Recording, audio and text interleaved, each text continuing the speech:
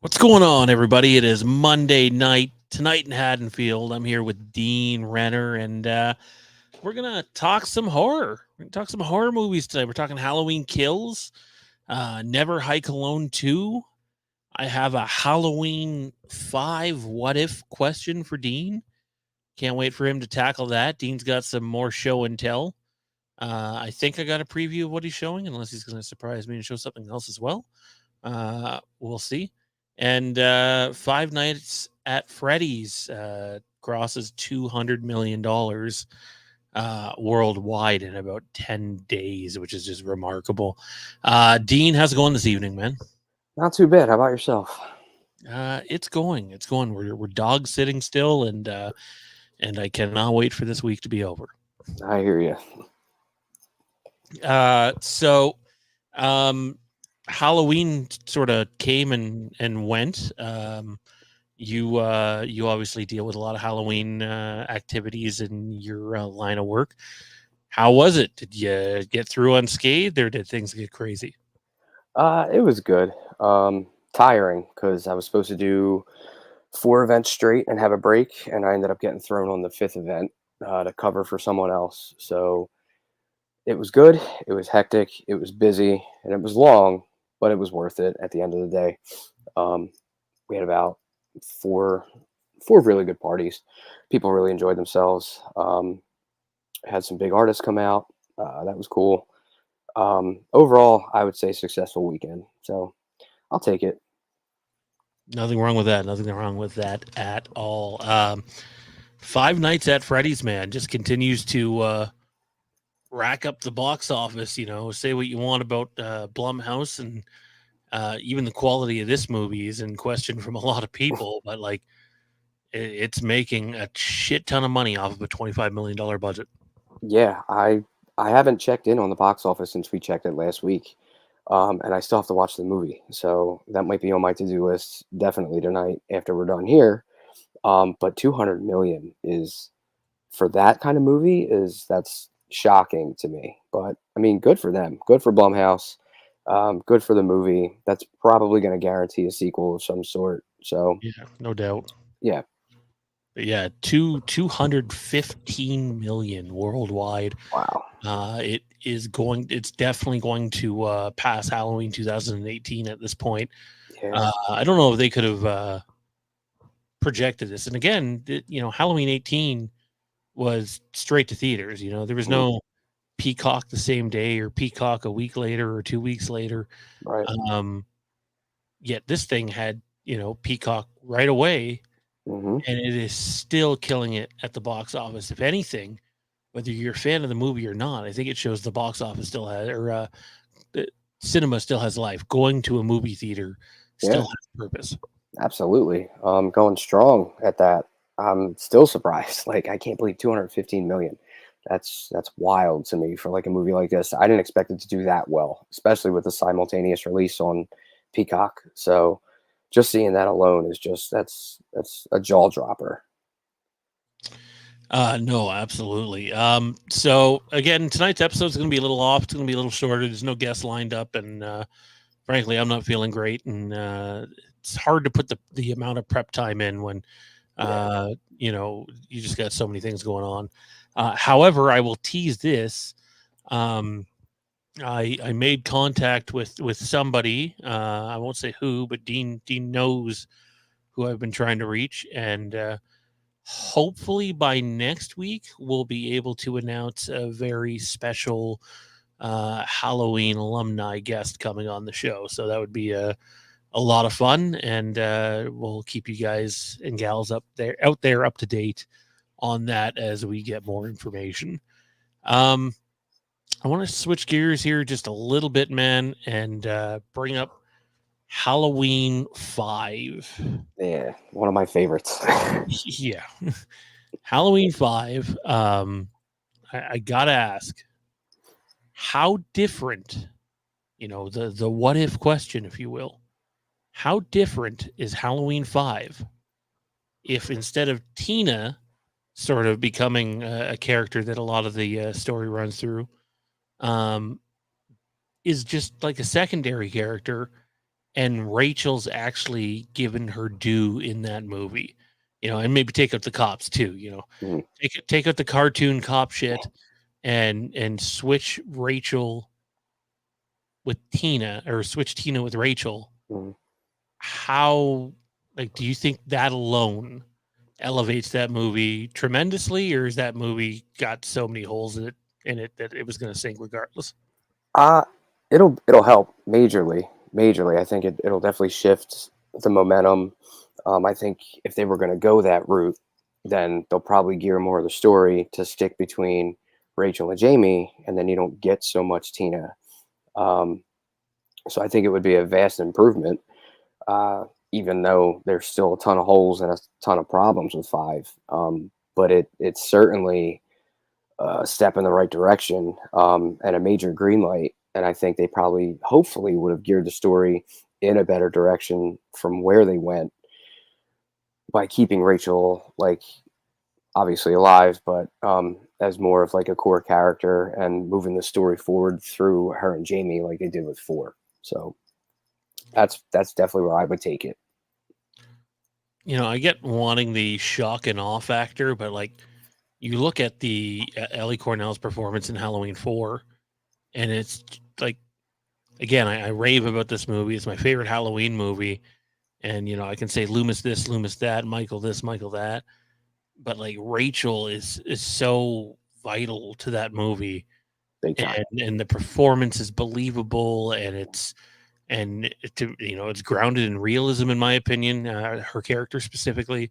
Um, and like, to have that character come over into the fifth movie and be able to elevate that movie and move it forward in a better direction than what we got. Again, subjectively, some of you out there might love Halloween 5. I can't say I'm one of them, but I just think it's night and day difference. And kind of like you hinted to at, like, if you go forward with Rachel as like a big part of that movie, maybe you make different creative choices down the road in the back half of that movie. Yeah, I would agree 100%. I think it's ways they should have gone in the first place, or at least if you were going to kill Rachel off, save it for the third act, wait till closer to the end, give her like an honorable death. Maybe Tina becomes like the second hand character closer to the end and doesn't play such a big part. But I think the safe bet and the better choice is to go with Rachel for a majority of the rest of that movie, and it just improves it big time. Yeah, no, uh, it it's bittersweet, because like I think it's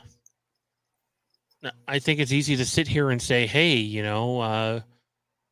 if Rachel's in more of the movie would have been so much better. Yeah, I guess the thing that's hard to believe is, they made the decision to handle Rachel in 5 the way they did, and like, it's still like, I sit here and I'm just baffled at what led to that creative decision. Like, again, you're gonna watch hundreds of movies and thousands of movies and TV series, and you'll get people bitching about Daenerys in Game of Thrones, or Rey in Star Wars, or in the new Halloween movies, you get people bitching about Corey in the last movie, obviously, and some of it is warranted.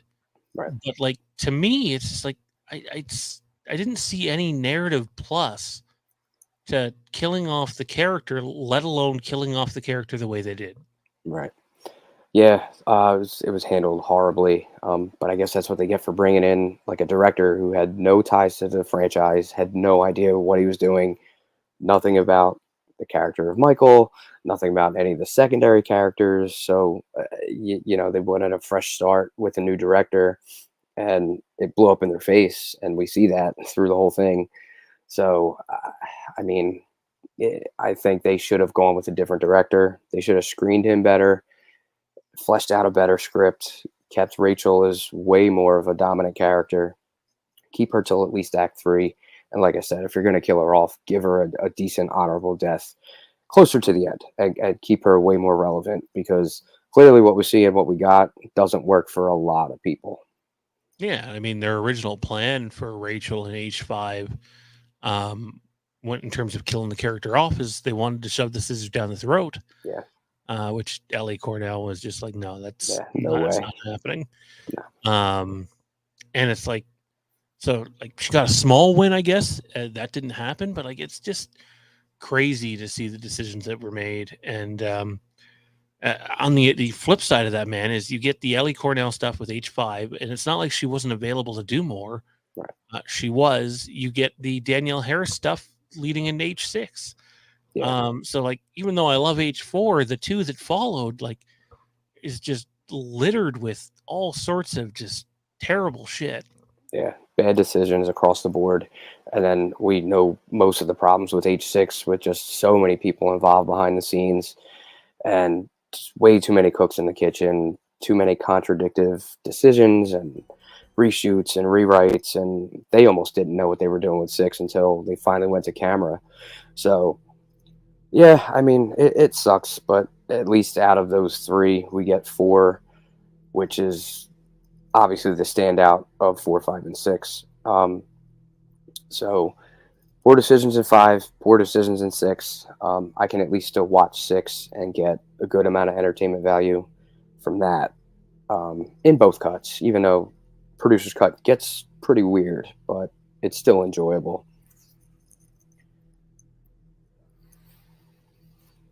You're muted, sir. My hotkeys aren't working. That's not good. Wayne says they should have turned Jamie Lloyd full blown heel and fleshed her out as the main villain. Well, there was proposals to do that. If you've ever picked up Taking Shape 2, they dive into that. There's some that are full blown, and there's others sort of walk the rope. And I know we did a video on one of them here. We also did a video on Dean's Last Point a couple of years ago about like sort of the journey to getting cameras rolling on H6. It's just insane. 6 years of or 5 years of just stuck in purgatory, basically. Just constant letdown after letdown, to a point where they thought they were going to be rolling 2 times before they were actually rolling, and they weren't. So H6 was littered with issues, and to your point before that, they rushed H5. It was, let's not take a year off. I get it. Nobody wants to wait for anything, even back then, let alone now. But like rushing H5 the way they did, like bad. You're talking less than a year turnaround, and that's the product you got. Yeah. It took them longer to get H4 finished and polished than a year. I know people like to make it out as if it wasn't that long, but like the journey to H4, much like H6, was littered with all sorts of legal issues and rights issues. And then when they finally got going on trying to get a project to cinema, there's just so many different proposals. I don't know if you heard about the one of Carpenter's pitches is Michael was gonna grow out of a pumpkin at some point. Oh my god! He's gonna be like 12 feet tall, and at the drive-in, and there are good parts in that story that gets talked about in Taking Shape 2, but like none of it comes close to what we got in H4, in my opinion. So when you rush things, often it doesn't work out, in my opinion. Yeah, no. Thank God we didn't get Michael growing out of a pumpkin to be 12 feet tall at a drive-in. If you want to put Michael in a drive-in, I think that's a good choice. But that's just absurd, like pure ridiculousness. I'm really glad we didn't get anything like that at all. Alessandra says, I'm sad that Rachel was killed off. Me too. Every day maybe not every day. That might be a little obsessive, but every day I'm a little more bummed that's the direction they ended up going. Yeah. Again, shortened show tonight, guys. You'll see a link for the next episode we do probably Thursday or Friday, and it'll give you guys time to build up and come in. And algorithms working against us, even on, if I can just rant here for a second, like Dean and I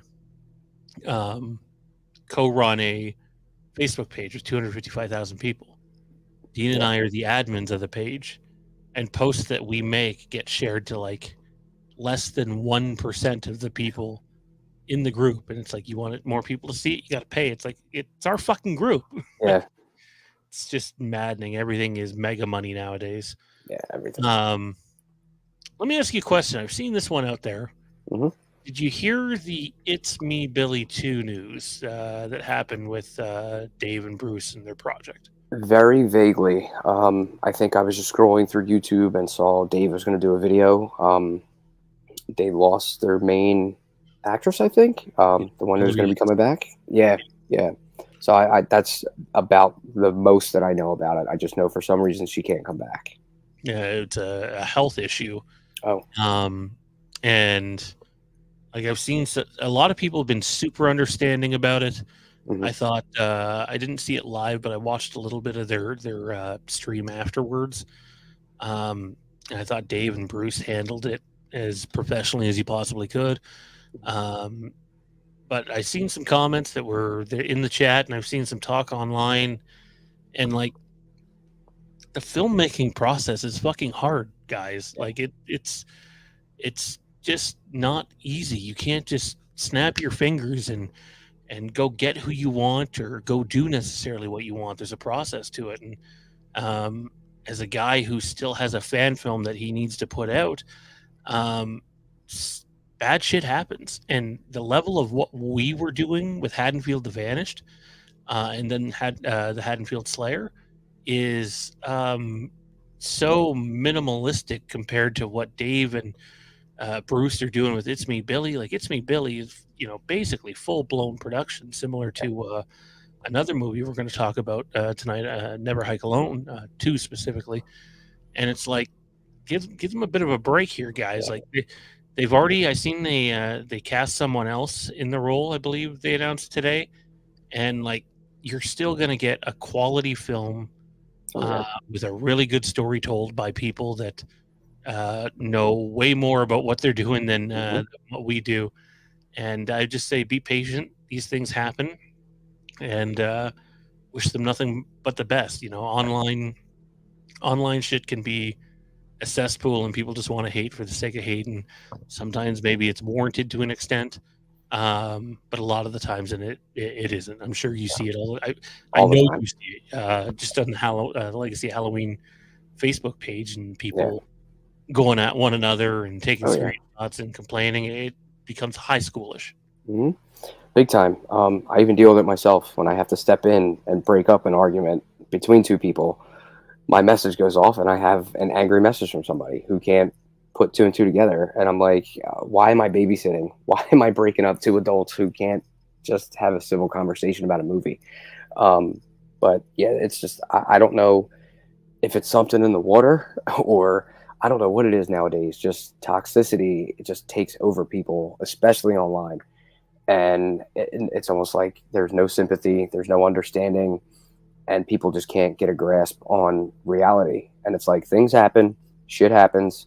You got to deal with the cards that are dealt to you, and hopefully people can understand that. And at some point, you just kind of got to put your foot down and kind of turn a blind eye to it, and just say your piece and just move on from it. Don't worry about what someone behind their keyboard is ranting and raving about. So but yeah, it's crazy and it's very tiring to deal with. So I hope Dave and Bruce can kind of just put that behind them and just keep moving forward. And I'm sure they will.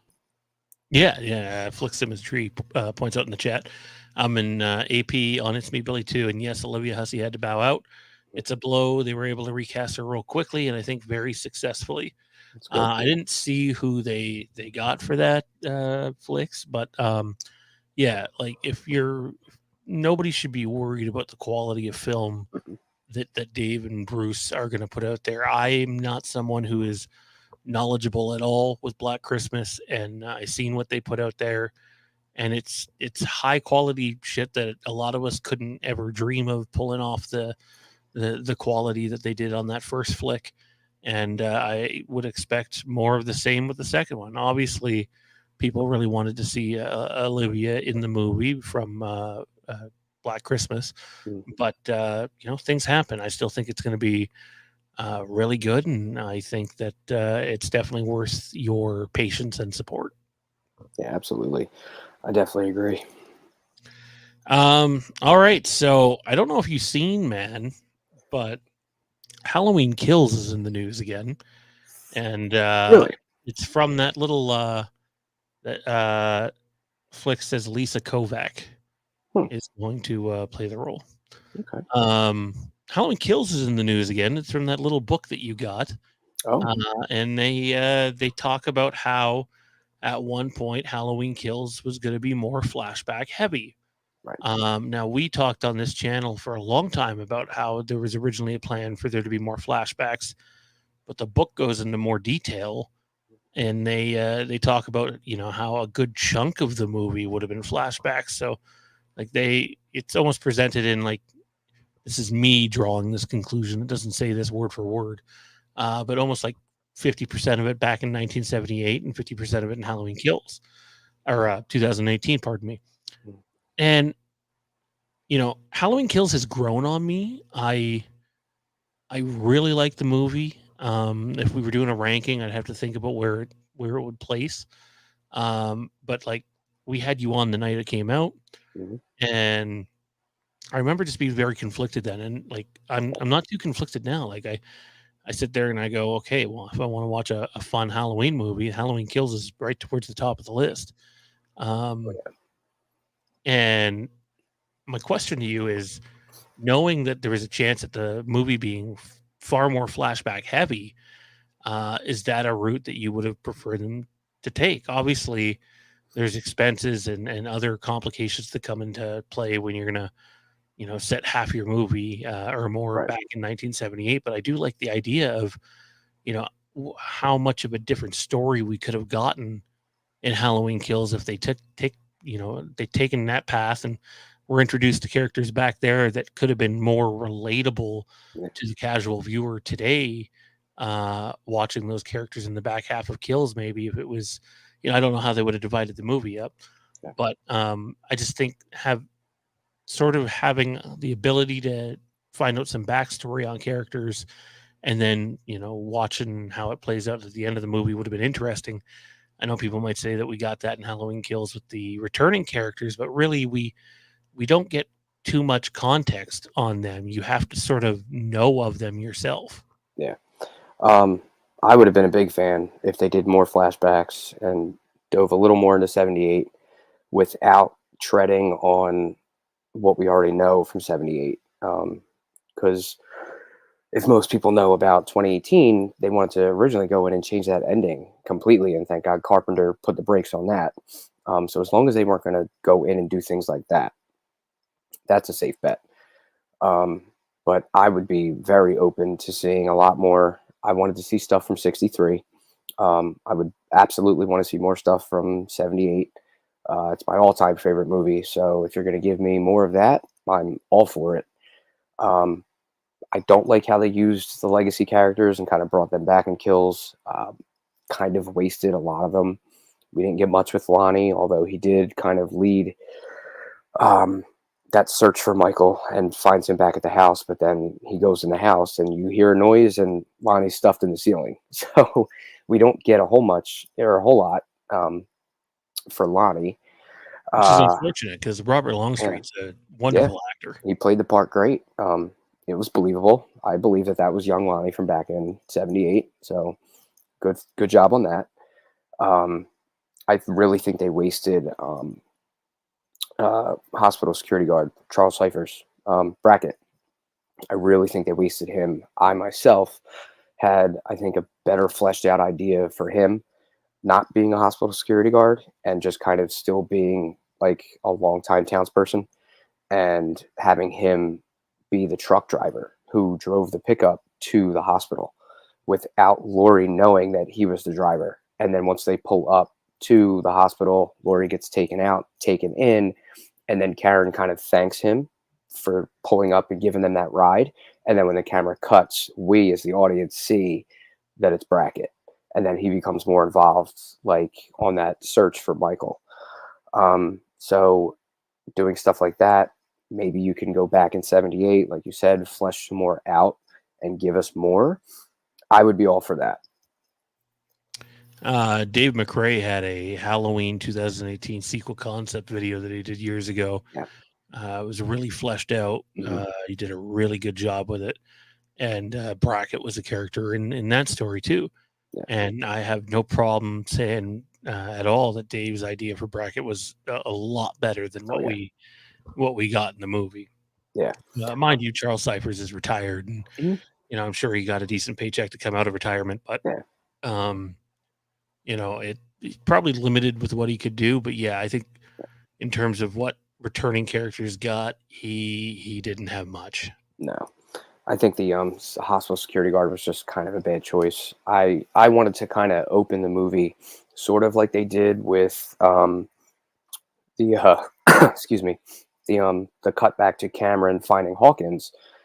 I thought they should have opened with like on a house, and you're kind of going through the house a little bit, and they're showing like the living room, and we see a gun cabinet, and then we see like a jacket hanging up, and you see the Haddonfield patch on the jacket sleeve, and there's a news story on or something, and it kind of maybe it reports on the house fire at Lori's, or um, maybe the breaking news of the prison break or something like that, and we kind of see Brackett from behind, like he's watching this, and then he starts to get himself ready. Like he jumps up, he grabs his coat, he grabs a shotgun, and he jumps in the truck, and we see the truck take off out of his driveway. And when we see the truck from far, we see it's the one with the wooden slats on the back, and that's the truck that picked up Lori. So I think that would have been a good way to introduce him without us even seeing his face until that hospital scene when he dropped them off. So Yeah, no, I think that's better fleshed out. I think it works better. Um, I Yeah, Brackett's one where I sit here and I go, yeah, you could have probably done better with him. I know there's people that really knock Tommy in the movie, specifically for the whole "evil dies tonight" bit. But I got to be honest, you take away that one time where he sort of like awkwardly leans back and he's like, "Evil dies tonight." yeah, I like him in this movie like a lot. Anthony Michael Hall did a really good job in the role. I believed that was Tommy. He looked a little old, I guess you could say. But it's a well acted role in a horror movie, and I appreciate what we got from him. yeah, I think they should give him more credit. It's the dialogue and it's sort of the line delivery, but if that's the direction that they were giving him, then we can't really fault him for that if he's playing the part the way they wanted him to. So I'm forgiving of that. And I agree with you on there. With he's a good actor, and I think he did a good job in the role. I think it falls more on the writing and the direction than it does the actor. Travis says, "How's it going, guys?" Based on the first draft of Kills and interviews with Chris Nelson, around a third of the film was initially flashback. Yeah, I could see it being anywhere from a third to even half. Mhm. You know, it, so many. It would have taken the film in a different direction. How much would have gotten cut that we actually got in the film from current day? My guess would be a lot. Um, and I think the idea of going back and revisiting 1978 is it's just a lot of fun, right? Oh, Because yeah. people, much like Dean was just saying, they love that film. Mhm. They love John Carpenter's masterpiece, and if they can spend more time, you know, uh, in that year on that night specifically, I think you're gonna have a lot of people that are fans of it. And like people have been clamoring for a mask close to the original for so long. That's the one thing this trilogy really sort of gave fans back. It's like, hey, here you go. It's nothing else. It's about as close as we can get it, and here it is. And I appreciate that. Wayne also mentioned Halloween 1963 could have an entire storyline of itself. Hey, there's a TV show idea. I Yeah. know I pitched that before, but like, give me whatever fucked up events are happening on 1963, October 31st. Give me that story that leads up to Michael doing what he's doing. I know people would hate it if we don't get the white mask or whatever, but like there are intriguing ways to tell a Halloween TV series that don't just focus on Michael and the White Mask, even though I sincerely hope we do get more Michael. Hopefully. Um, yeah, 63 has been an interest of mine since we heard that there was going to be flashbacks and kills. Um, we didn't get it. We were speculating when we were talking about kills coming out that hopefully there was a 63 something. It didn't happen. Um, I came up with an idea to tie it into ends, where I'll try and keep this as quick and brief as possible, but it was a pretty fleshed out idea. When you have the opening of ends taking place, we get a couple of illusions that Michael's in the house. You hear noises, the knife is missing. We find out it's Jeremy, but they tease the audience a little bit, and you get that, like, is Michael in the house or is he not? So my idea was kind of to tie ends into 78 by using that setting. When Corey gets locked in the upstairs closet when Jeremy's playing that prank on him, I was thinking Corey should have kind of started looking around in that closet, found a photo, old Polaroid, something, and it's a family photo. And you see grandparents, parents, and you see Judith, and then off to the side, you see Michael in his little clown costume. And my idea was that house could have been Michael's grandparents' house. And if you were flashing back to 63, they could have gave us something where the parents, Judith and little Michael, were going to the grandparents' house to visit them right before they get back home, and we get the POV of the opening in 78. And my idea was kind of like they get there and all the focus is on Judith. Like the grandparents they want to catch up on how's she doing in school, how's the boyfriend, what's new in life, all this stuff. And Michael's just kind of wandering around the house, not really getting paid attention to, and he kind of feels outcasted, that nobody really cares, where he's at, what he's doing. But right before they leave, oh, we want to get a picture. And they get together and they take this family photo. But when you see the photo, Michael has that just blank look on his face, that distraught, just nothing. And that would be the picture that Corey found in this closet. So when he looks at that photo, we get that flashback to 63 and we kind of see that. And then the tail end of that idea is the family leaves, the grandparents eventually, and the car pulls up out front. They go walking in the house, and they're talking to Judith, keep your eyes on Michael, whatever, we'll be back later. And then the parents go in the house, Judith goes in the house, and then we just see Michael standing outside. And then you get that POV switch to the front of the Myers house. And then that could actually lead right into the opening of 78 if you wanted to kind of fit that in at any other point. So that was just something that I drummed up shortly after I saw Ends. Hey, no, creative ideas are always interesting. I love the whole what if perspective. We did that with Halloween 5 earlier tonight. Um, yeah, no, that's a very intriguing idea. And frankly, I think that's the one thing that bothers me about the new movies at times is it seems like they take the most simple route they can on things rather than try to go a more complex way. Right. And a little ingenuity by yourself, and it was, it's a great idea. It's not that hard. I don't know why they can't do it. Like, you have these professional writers. I don't, unless it comes back to like they don't know the entire franchise and the stories as well as we do as fans. But I don't know. I don't see the difficulty behind it. Alessandro says, I really enjoyed Kills when they brought back Loomis. He made Halloween. No one could ever replace him. Yeah, I think that's, whether it's a TV show or a movie, I think the one just horrifying challenge this franchise faces is creating new, interesting protagonists. And I'm not against someone else playing Loomis if you're going to go tell a movie that requires him, or a story that requires him to be in it, whether it's a younger him or just before the events of H1. But I truly think we need that type of character, though. Maybe not a carbon copy, but a similar character to what Loomis is in H1, H2, H4, H5. That character that's, a little crazed and wants to bring the fight to Michael, but also has some authority as well. I don't think we've had a character like that since then.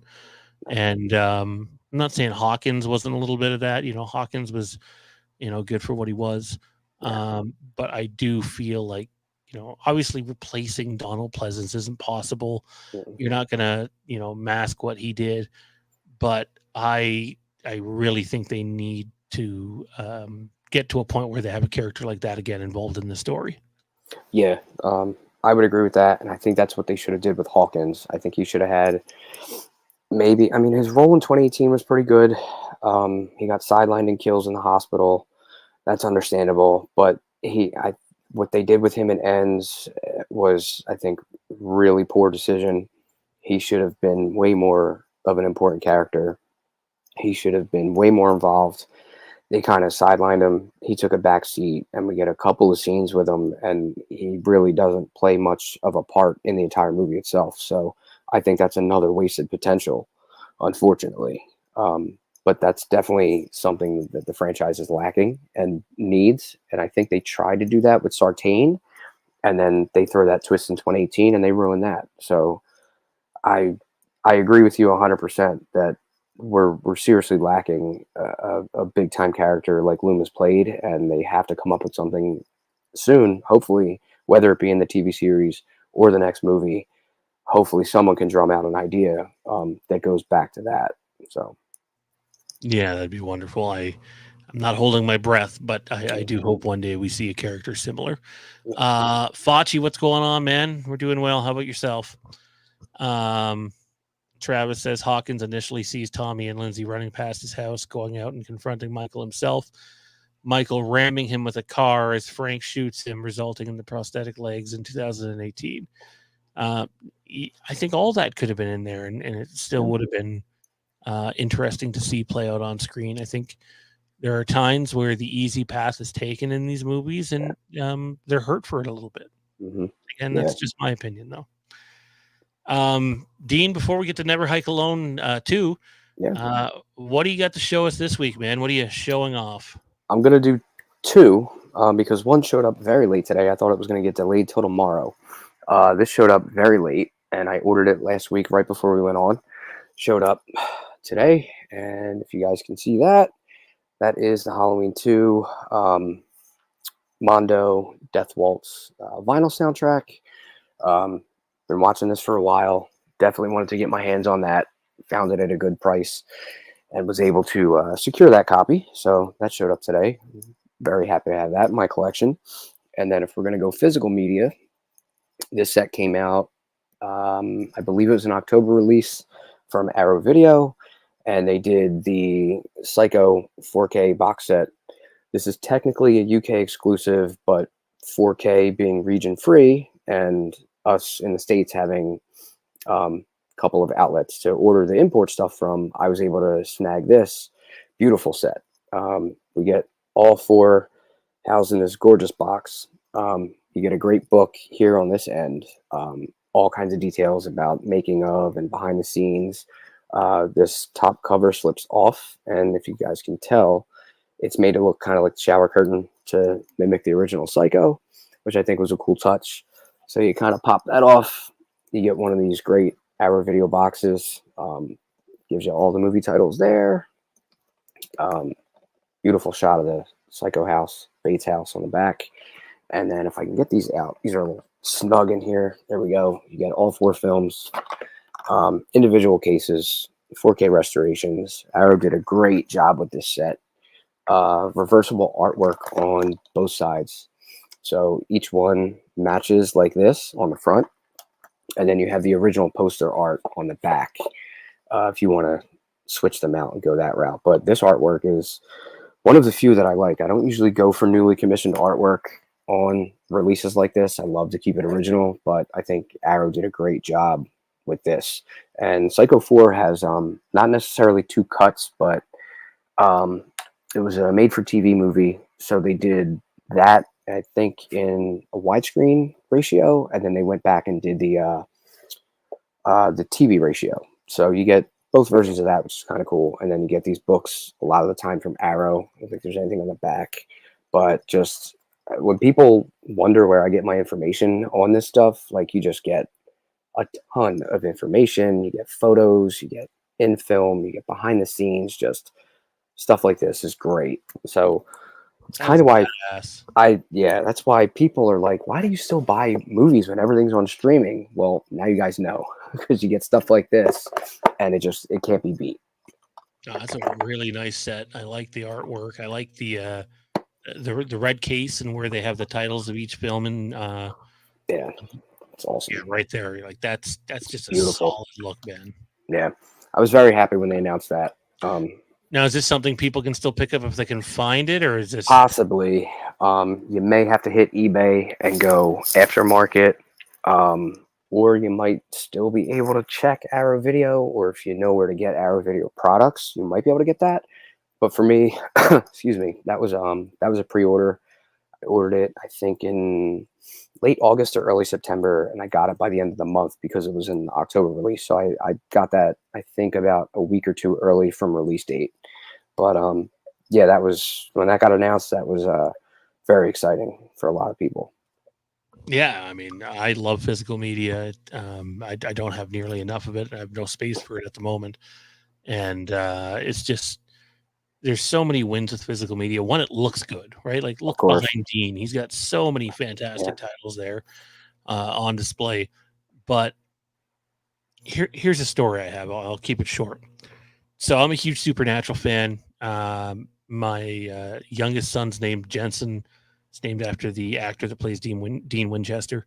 I haven't rewatched that series in years, basically since it ended. I had rewatched it leading up into the final season. So 3 or 4 years since I've watched it. And probably longer than that because it would have taken me time to go through 14 seasons. So I showed my oldest son it for the first time this weekend. And I've always heard that, hey, on streaming, Supernatural season 1 is just not good. Hmm. And I'm like, I wasn't sure how much I should believe it. Their claim was some of the music was switched out. Okay. And so we're watching the first episode, and I'm thinking to myself, that didn't hit right, like at all. Right. Yeah. Watch the second episode. Didn't hit right at all. So we went and we put in, I don't have it on Blu-ray, so we just put in a DVD. Mm. And sure enough, Yep. went back to those episodes, completely different songs. Yeah. Like they have All Along the Watchtower taken out for some generic rock thing that you would download on the internet. And it's just like, Right. I know that it's only music, Mm. but for me, it's like sometimes an episode is designed in such a way that the song that comes up is meant to be that song. And when it's not that song, it doesn't hit. And Yeah. so I went and Googled, how much of the music from season 1's taken out. And it's most of it. It's like 95% of it. So Yeah. unless you own the physical media version of Supernatural season 1, you get this generic feeling shit that honestly for some people might want I think it's the music's used in such a way in that show that by replacing it with like just generic shit, excuse me, from online, it takes away from pivotal impact moments in that first season. And if you're wanting people to pick the show up for the first time, and that's the version of the show they're seeing instead of what we all seen when it aired, Yeah. I gotta tell you, I think that turns people off. And it It makes me, does. how many other shows are like that where the music has been replaced or altered on streaming compared to physical media? Yeah, that's a big downfall to streaming is they edit things, they take things out, they replace music. I don't know if it's copyright issues or what, but that's another reason I have the collection that I have is because you essentially get to own the whatever it may be TV series, movie, in the way it was intended to be seen. So you never really want to lose that because just like you said, if they switch out music or they cut scenes or they edit something, it's not going to have the same effect that it had. And you don't want to lose that. So that's why 2023, I still have the sizable collection that I have, and it grows every week. And I don't know when I'll eventually stop, if it even gets to that point. Yeah, no, I just when it's stuff that's that major, to a point where some of the writing that's been done for the show is based around hearing that song, specific song appear at a certain point in time. I think it can be horribly Yeah. um, received horribly, anyways, compared to how Yeah, it should be. definitely. Uh, so we're gonna finish this off with a Never Hike Alone 2 review. We sat down and watched this again this past weekend. I actually was able to pay more attention to it. Dean, I think you've seen it a couple of times now. Non-spoiler thoughts here to begin. What did you think of the movie and the execution done by Womp Stomp Films? Very well done. And I watched an interview with Vincent DeSanti recently over on another channel where he kind of deep dives into like their intentions and what he likes about the Friday series, what he doesn't like about it. And his intention with his series of films was to get Jason back to his roots and back to, you know, that movie monster that we all love. So the approach he took was great. And then watching this movie, like I said before, when you're getting into these like professional level fan films, they look amazing.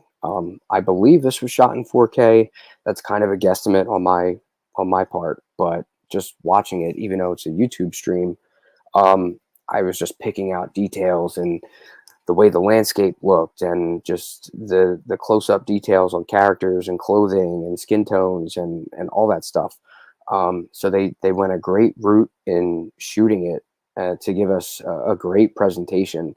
So something like this, it says fan film, and I think the movie itself is almost an hour and 15 minutes long. It's just under that. I think it's like an hour 12. You're getting almost a full-length feature. Really well fleshed out story. It's very heavily centered around Tommy Jarvis. I think that's one of DeSanti's like favorite characters in the entire franchise. So I think that's why they went that route to build a story around him. But overall, fantastic, fantastic fan film. Yeah, it was just once again a performance that makes you jealous of the ability of these guys. Like it is Yeah, just phenomenal. One of my favorite parts of the entire movie, and I know people might scoff at this, is the opening credit sequence. Like the opening credit sequence is so fucking artistically done. hmm I was oohing and awing at it. Keep in mind, I'm a huge fan of The Shining, and it definitely feels like there's elements of The Shining in the opening credits to this film, whether that was intended or not. Um, and it's really, really well done. Like, uh, I'm a huge fan of cinematography, and this film just doesn't disappoint at no, all. no, Um, it's 72 minutes that is worth spending, and I thoroughly enjoyed it. My kid enjoyed it too. The wife enjoyed it. It was a fun time. yeah. That opening sequence is amazing. It's drone shots. The score that they picked was great. Like I said, I was kind of picking out like how everything looked and the overhead shots, the following shots.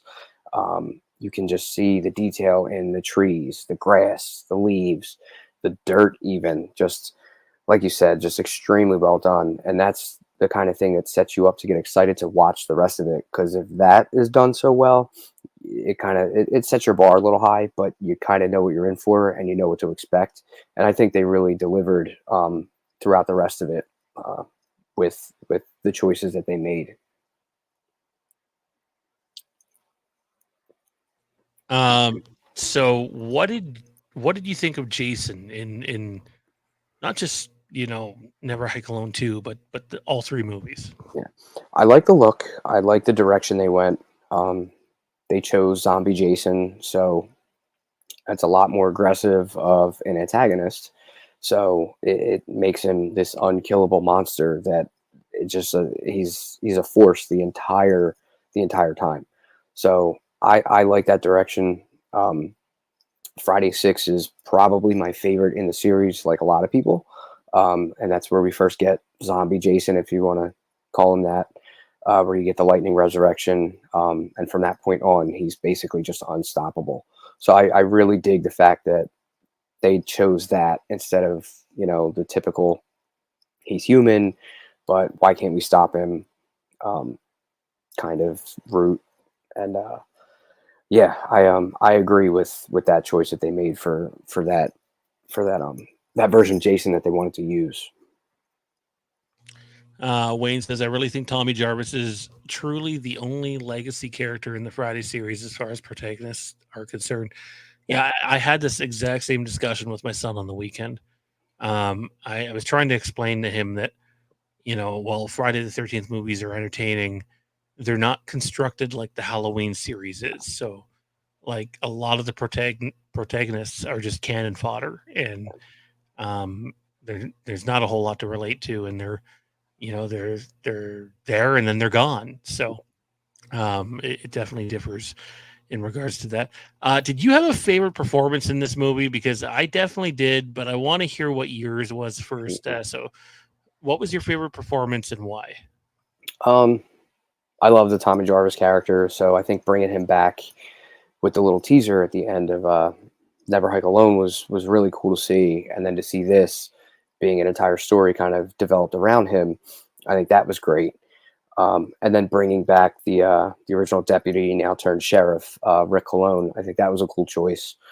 Um, some of like the dialogue with him was a little bit kind of campy or a little bit cringy for me, but I think the good outweighs the bad. So I'm going with Jarvis as my favorite, and then very close follow up with the sheriff.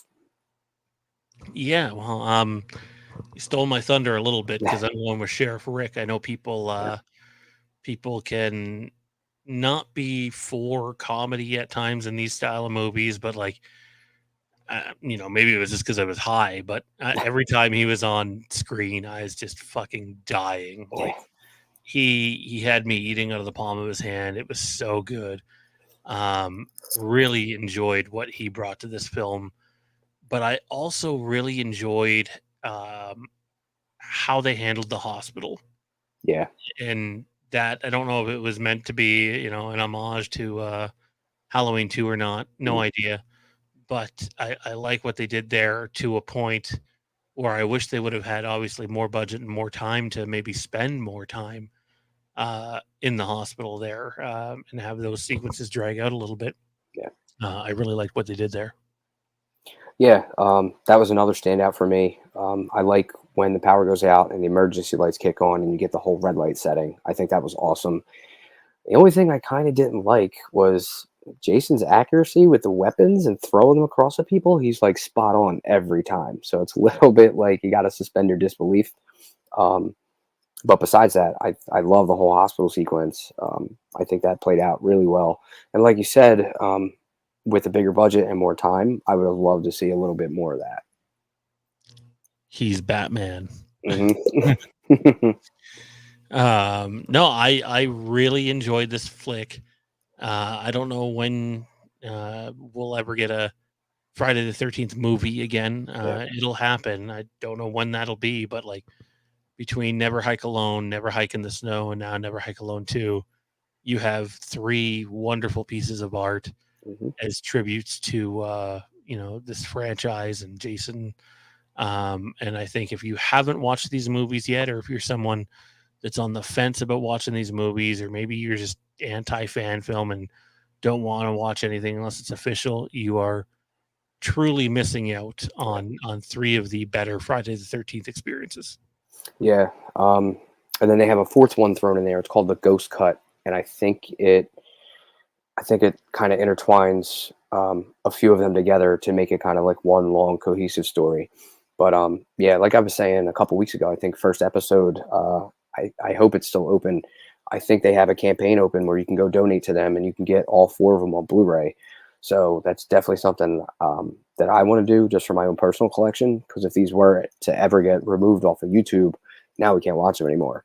So, like you were saying, if people haven't seen these yet because they're kind of anti-fan film, set that aside and check these out because I think they're well worth the time, and they're really well done, fleshed out stories, and you're getting a great homage to the entire Friday the 13th series with these.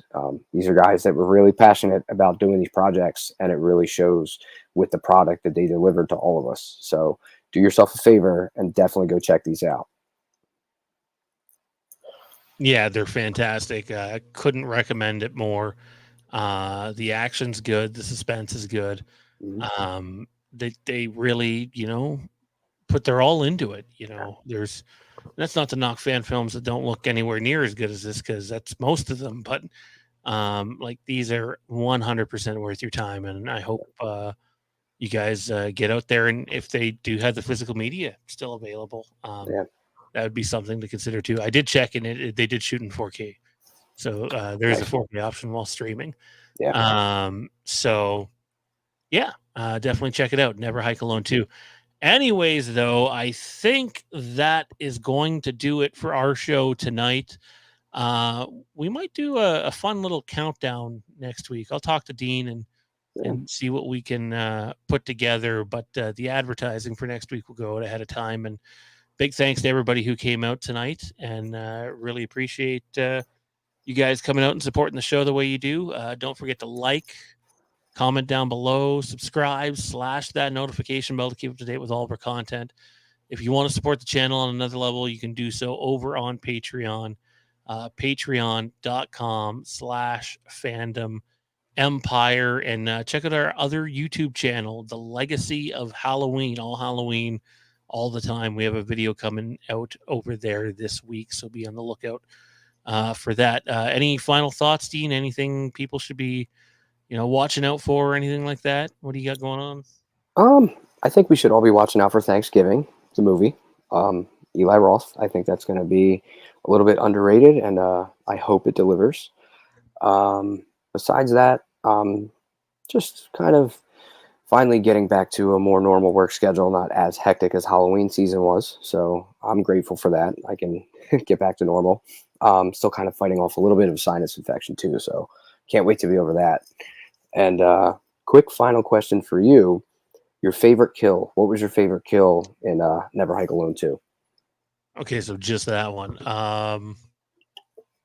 Man, it's probably Sheriff Rick. Yeah, Like, still and, mine. and I'm glad that his kill is that way, Yeah, because even though the character's funny as shit, he's that guy that, yeah, if he's gonna get it, he really deserves to get it, and yeah. it was pretty badass. What was yours? That was mine as well. For the simple fact that they kind of threw the comedy in a little bit at the end, but then he gets that head crush, which was awesome, and you could totally tell it was a practical effect. They used the fake head, um, but it looks great, and I think that was the standout one of the whole thing. So same one. Awesome. Also check us out on Facebook, The Legacy of Halloween, as well as Fandom Empire Now. If you're around tomorrow night, our Star Wars show returns 9 p.m. Eastern. Be on the lookout for that. But until next time, for Dean and for everybody else that helps out around here, and all you that came out tonight, and all you watching after the fact, big thanks. Your support is appreciated. Have a great night, and we'll see you again. It doesn't want us to leave, apparently. I've Oh, clicked the outro, and it's just nothing's happening. So we'll see when it starts. But yeah, Oh, by the way, not horror related, but mhm. you and I've talked about this. Titanic has that huge 4K set coming out that Yeah. you have to be rich if you want to get it, basically. But it's badass. Is that something you're gonna get your hands on? I I'm gonna watch the price because it's about $150, and that's close to US. yeah. So it's close to like my top budget that I'll spend on like a single release, depending on what it is. Um, but I kind of have my eyes on it. I'm watching it. I don't know if that's US or UK exclusive, or if that's going to be widely available.